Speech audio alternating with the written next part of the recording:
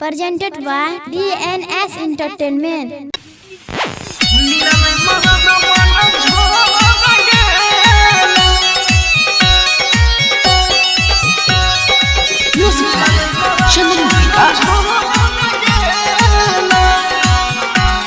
आप सुन रहे हैं पीके म्यूजिक की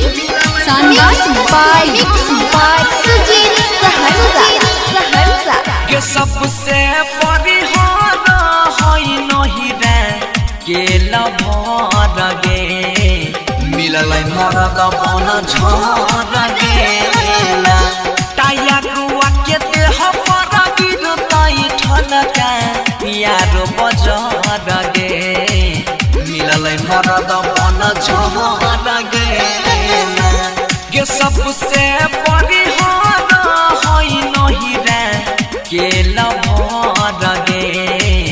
मिललै मरद बन झर गे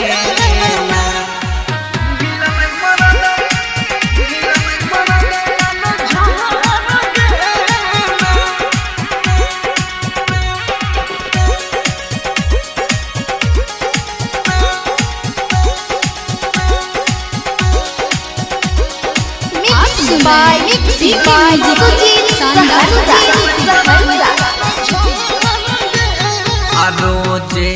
पी के आबही छै तारी सारी ओढ़ी के सुते गर थारी रोजे पी के आबही छै तारी सारी ओढ़ी के सुते गर थारी सारी ओढ़ी के सुते गर थारी कुछो नहीं न केना दै छै कोढ़िया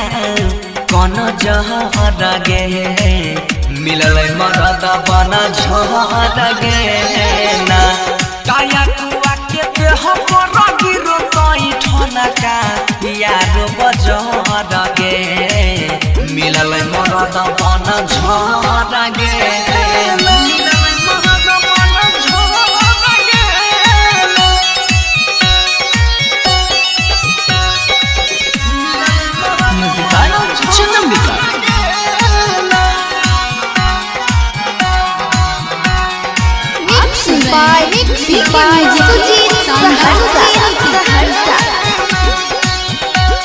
काया था रात में बोतल कई दिया